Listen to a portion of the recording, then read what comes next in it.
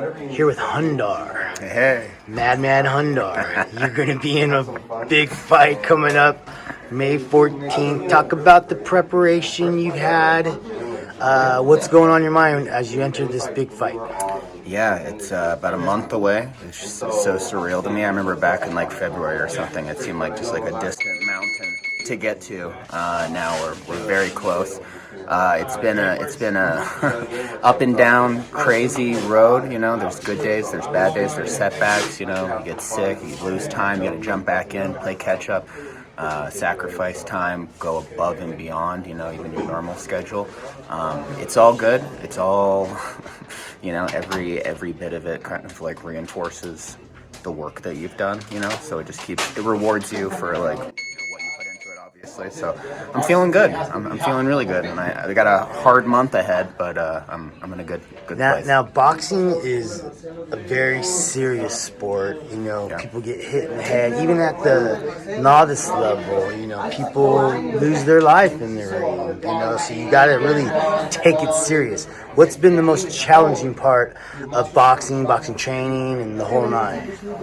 I think it's reinforcing that headspace, right? Like, you know, you can be punished physically and sort of, you know, deal with it or adapt to it or find ways through it, but clearing that space to like have a clear headspace, to have the lessons like absorb into your mind, to control the mind, not let it panic, to be confident. You know, when I started, it was just everything was like animal responses, right? You're just a deer being, you know, hit by this, and Right. it's so easy to give into that.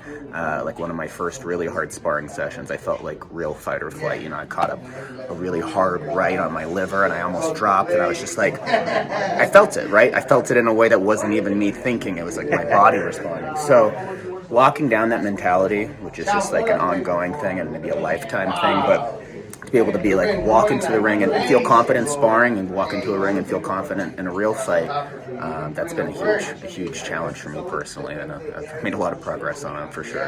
So now you talk about body shots. All fighters that I've ever talked to said like body shots are like the worst. I mean, you get hit in the head, it's not fun. Yeah.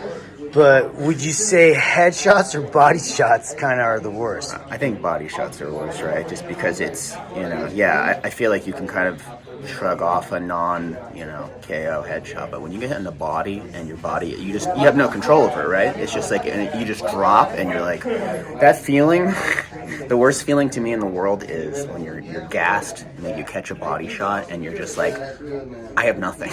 The gas tank is at empty and this guy is still trying to hit me. Like that combination, all of my training since that feeling has been to like avoid ever feeling like that again. You know what I mean?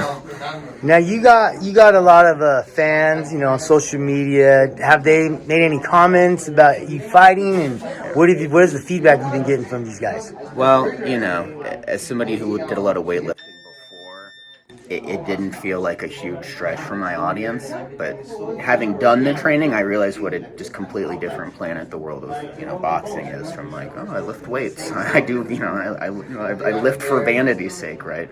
So they've been supportive, and I think I've just been trying not to let down those expectations, even if they are grounded in something completely different, if that makes sense, you know? Right. They saw my opponent, you know, when he started off, he was kind of like a scrawny dude, so of course they were all like, oh, cool, this is gonna be light work. But yeah, I know that he's putting in the work, and to assume anything is ever gonna be light work is just like, you know, an egregious, you know, non-humble approach to thinking about a fight, right? So I'm staying humble. I'm assuming that I'm going to get the absolute best version of him that I can, and making preparations for that. So Now, talking to boxing fans, your fans, why should we tune in and purchase this pay-per-view? well, it's the charity aspect, of course, is awesome. You know, we're trying to do good with this, and you know, wherever the money, you know, normally goes, you know, it's not going into our pockets. It's not going, you know, into, you know, I'm not making any money on this. So we want to do it for the good cause, and to make some, you know, put some good out into the world. But from the boxing, you know, fan perspective, I see a lot of people who are maybe like super casual before, right? Maybe they had zero interest in boxing, but this is a gateway where they're like I saw a comment yesterday. It was like, I had no interest in boxing, but now I'm thinking about getting a trainer because I see you guys keep sparring, and it seems like a good, fun, healthy environment. So our responsibility is obviously to take it seriously, to you know, pay respect to the existing community, and then to try to usher in more people who might be able to go on some of these same journeys that we have, right? Like if your favorite YouTuber can do it, odds are good you could probably do it just as easily. You know, it's a little bit more accessible that way.